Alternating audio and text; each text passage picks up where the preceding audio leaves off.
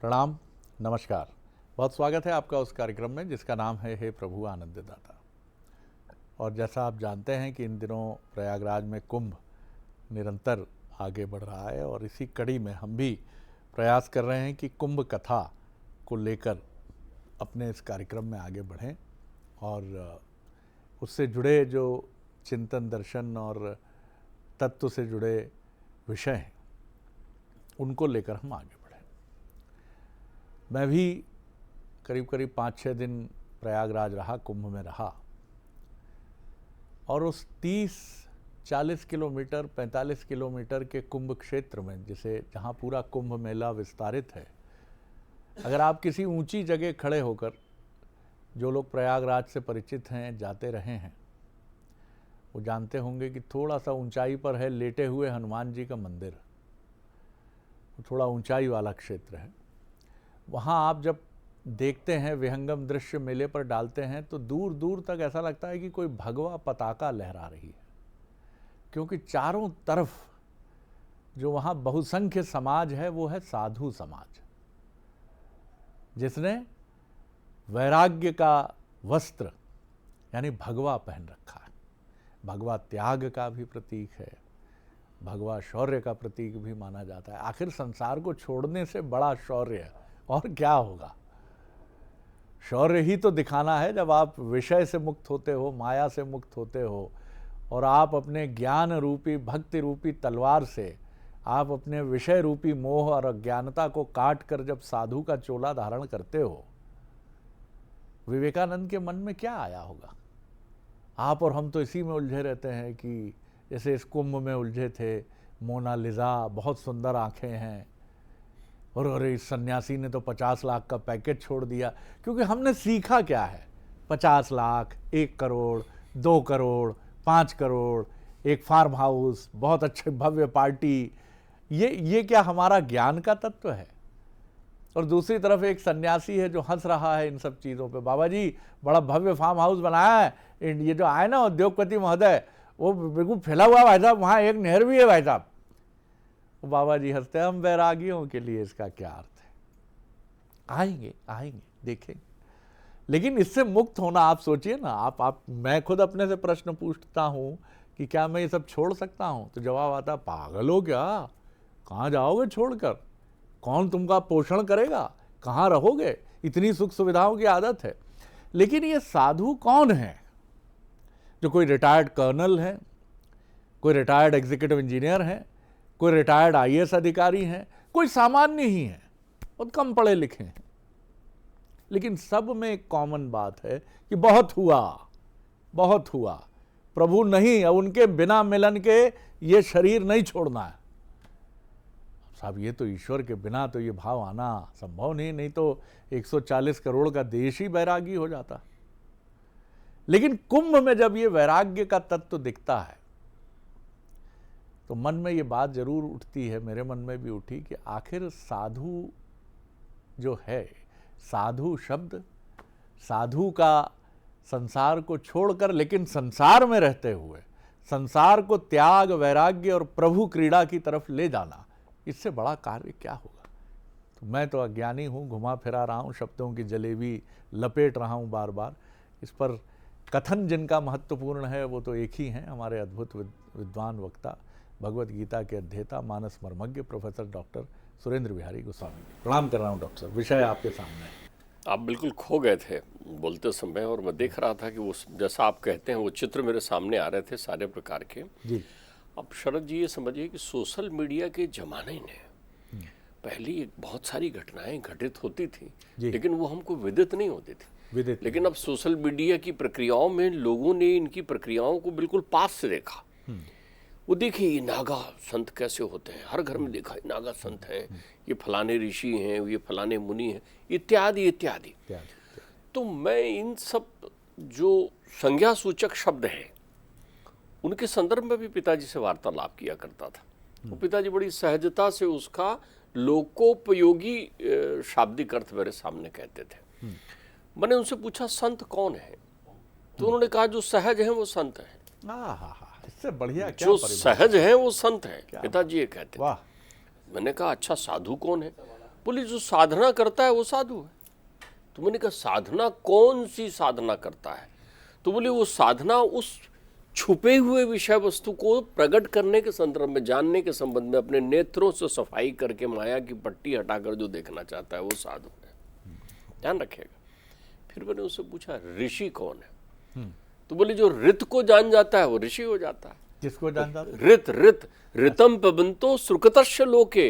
ऋत यानी सत्य, जो सत्य का अनुसंधान करता है वो ऋषि होता है। जो सत्य का अनुसंधान कर लेता है वो ऋषि होता है। तो मैंने कहा पिताजी ये इनके वस्त्राभूषण, बोले ये भक्ति का आवरण ओढ़े होते हैं, जिसे हम भगवा कहते हैं। भक्ति का आवरण है वो, भक्ति का अर्थात निर्मल निष्क्रमण मन का प्रतीक है।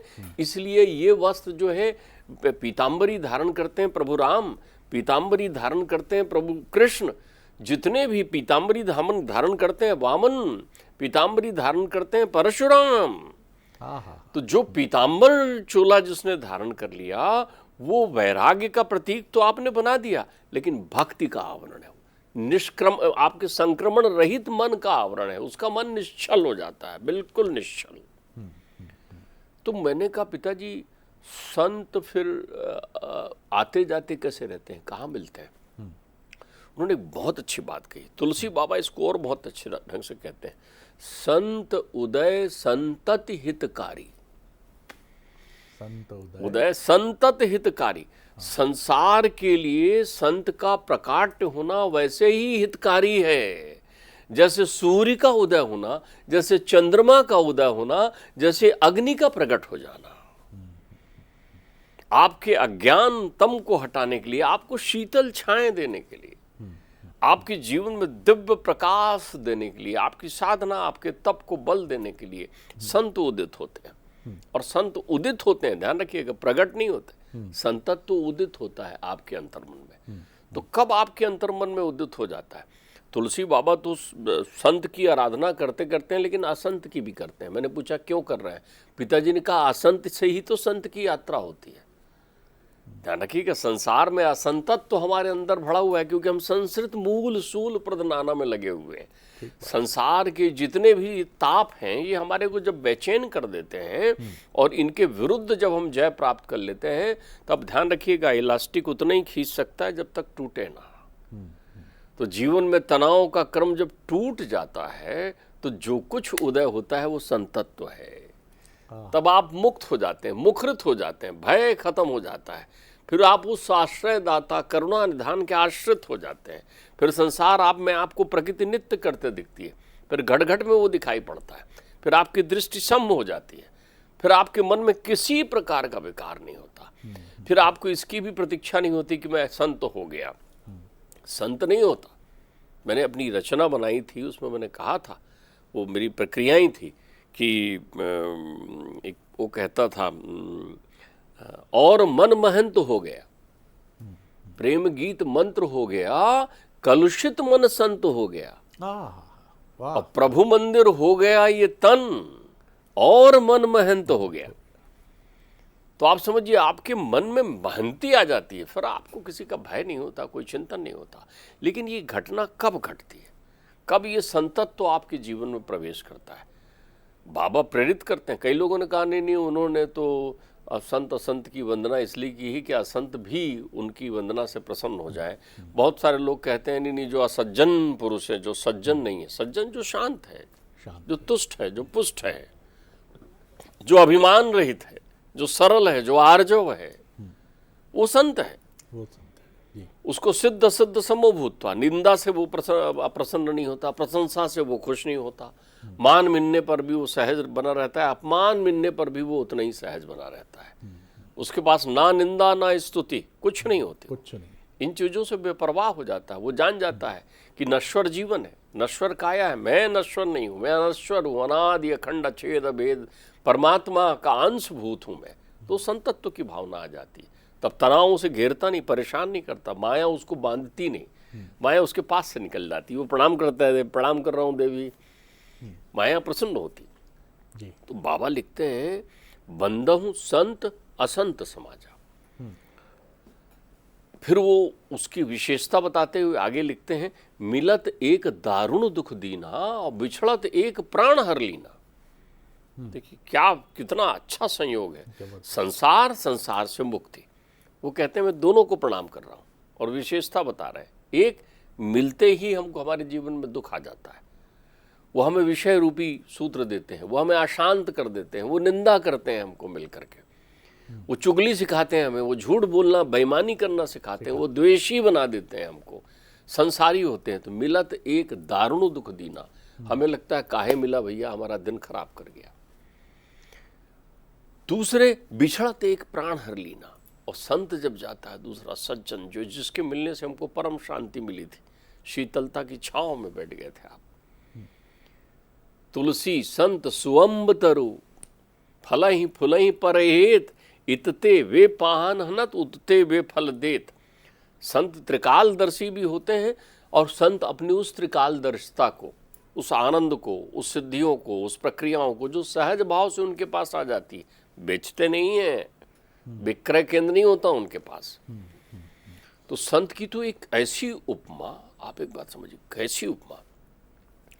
देखिए संत तक पहुंचा रहे हैं मनुष्य को, चौपाइयों कह के सुमति भूमिथल, सुमति भूमिथल, सुमति जो है सुमति, सुंदरमति, विवेक, सुजान, अति विचित्र रघुपति चरित, और जान ही परम सुजान, सुमति भूमिथल। वो सुजान जो हो जाता है, जो अति विचित्र की भी विचित्रता को जान जाता है, तो वो ऐसी सुजान बुद्धि उर्वरा भूमि बन जाती है उसके लिए। देखिए कितना संत उदित, कितना बढ़िया उसकी भूमि। सुमति कब हुई? सुमति। आप बनाओ ना उपजाऊ भूमि। कौन सा? मन को उपजाऊ भूमि बनाओ। उसमें मन की उपजाऊ भूमि में कब होगा? मति है, लेकिन मति भ्रष्ट हो गए तो अनुपजाऊ हो गई, उर्जरा भूमि हो गई, खरबरी भूमि हो गई, कुछ नहीं उगेगा उसमें, कुछ नहीं उगेगा उसमें, कहीं से उसमें शीतलता नहीं आएगी। तो सुमति भूमि थल और हृदय अगाध हो। सुमति भूमि थल हृदय अगाध, साधु समाज उदिद घन साधु, संत समाज उदिद, संत समाज उदिद घन साधु। साधु का कितना सुंदर। संत समाज क्या है? उदित, सागर की तरह है संत समाज। अच्छा, संत समाज सागर हो गए तो सब इकट्ठा हुए ना कुंभ के मेले में, सागर की तरह इकट्ठा हो गए वहां पर। तो वहां क्या हो रहा है? सुमति भूमि थल, एकदम सुंदर, खाली भूमि नहीं, सुमति हो गई है। तो हृदय आपका विशाल श्रद्धा युक्त अगाध उसमें वो बन गया है स्थान।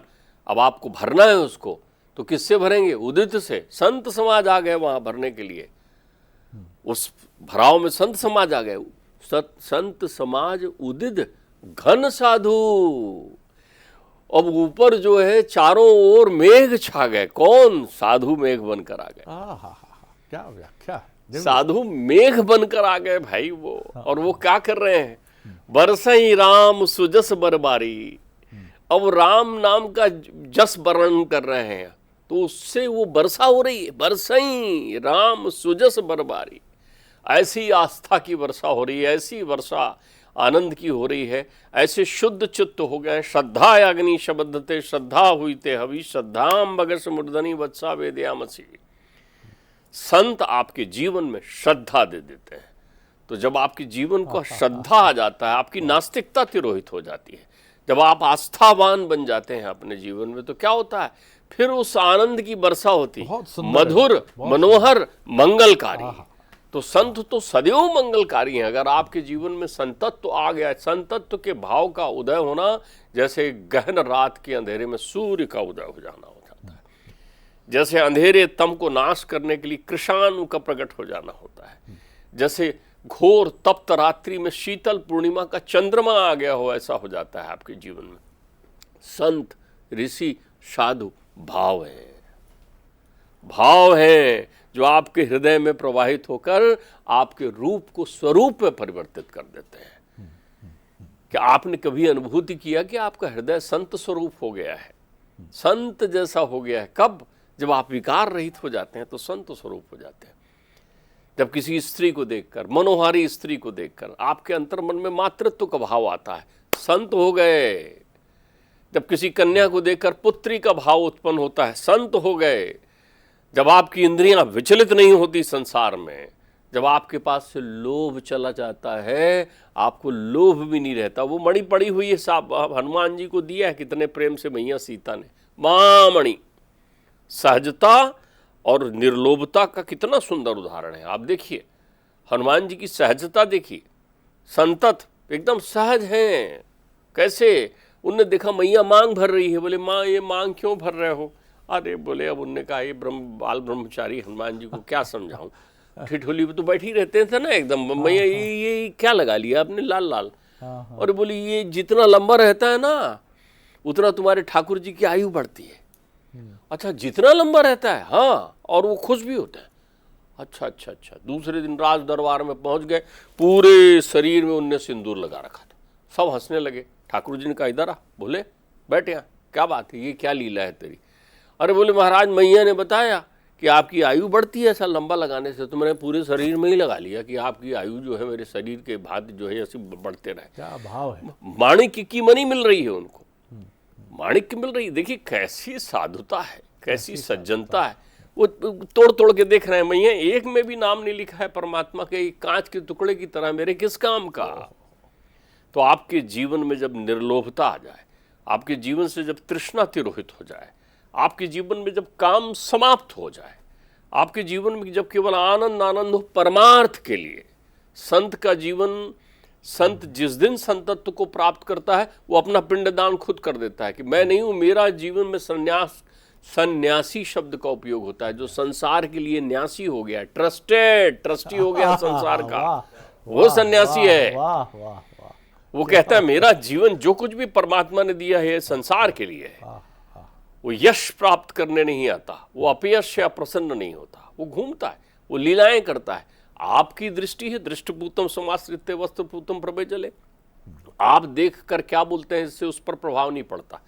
आप पूछते हैं कैमरा लेकर, क्षमा करना, आप पूछने जाते हैं, हाँ आपको कौन सा मंत्र आता है, वो ऐसा देखते हैं मनी मन इनको कौन सा मंत्र सुनाऊं, आप कितने दिन से ऐसा कर रहे हैं, आप इसको क्यों लगा रहे हैं। इन जिज्ञासाओं का अंत क्या है? रावण का रावणत्व तो समझा देता है संत, लेकिन अब आप उससे पूछने चले जाएंगे रावण के पिताजी कौन, उनके नाना जी कौन, वो कैसे आए थे, किधर आए थे, तुमको कुछ नहीं मालूम। आप संत का टेस्ट लेने जा रहे हैं। कमाल के लोग हैं आप। आपकी असहजता इतनी चली गई, आप उस मेले में भी काम ढूंढ रहे हैं। सही बात। ध्यान रखिएगा, राग लेकर भ्रमण कर रहे हैं, वहां अनुराग की वर्षा हो रही है। हम कह रहे हैं, संत कह रहे हैं भैया देखे रहे ना, कोई भरोसा नहीं किस डगर में, किस गली में, कहां पर कौन से देवता स्वरूप में मिलना है तुमको।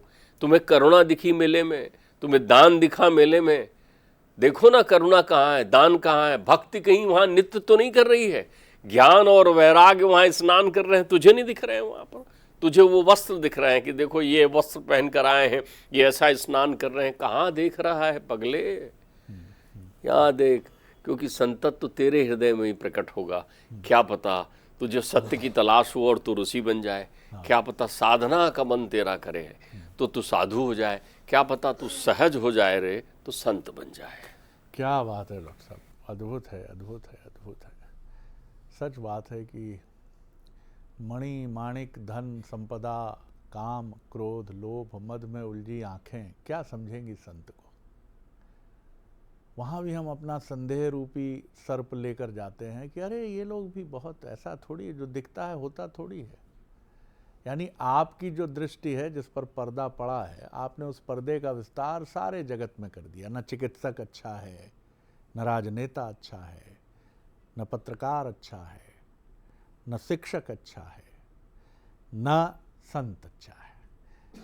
ईश्वर के लिए भी अब तो लोग खुलकर कहने लगे हैं, क्योंकि आप जर्नलाइज करके इसको सामान्यकृत करके अपने आचरण पर पर्दा डालना चाहते हैं। सब खराब हैं तो हम भी खराब हैं, हम कैसे अच्छे होंगे। अब हमसे क्यों उम्मीद करते हैं, उनको देखिए वो भी तो गड़बड़ है, वो तो संत कहलाते हैं। कितना कपट आचरण है हमारा मनुष्य का। हम क्या जानते हैं इस दुनिया के बारे में। हम जिस दुनिया में अगर शिक्षक हैं तो शिक्षा की बात ठीक है, पत्रकार हैं तो पत्रकारिता की बात ठीक है, राजनेता हैं तो पॉलिटिक्स की बात ठीक है, लेकिन संत जब आप नहीं हैं तो संत समाज को क्या देखते हैं भाई, और कैसे समझ रहे हैं आप? हनुमान जी लाल देह लाली लसे। अब वो सहज संत जो है वो तो इतना समझ पाया कि मेरे इष्ट जो है उनकी उम्र बढ़ती है, स्वयं को लाल कर लिया, चोला चढ़ता है। ये है संतत्व। आपकी हमारी तरह नहीं कि फार्म हाउस, 3000 स्क्वायर फीट का प्लॉट, वो कौन सी पॉश कॉलोनी में रह रहे हैं, बच्चे यूएस जा रहे हैं, तो करते रहिए साहब। तो माया है, माया महा ठगिनी में जानी। कबीर के आनंद को कभी समझ पाएंगे आप कि आग लगी हमारी झोपड़िया में और हम गाँव ही मल्हार? नहीं समझ पाएंगे। इसलिए हमेशा कबीर आपके लिए प्रश्नांकित होंगे, हमेशा रत्नावली जी की एक सीख से तुलसीदास बनने वाले अनन्य मानस मर्मज्ञ तुलसीदास को नहीं समझ पाएंगे।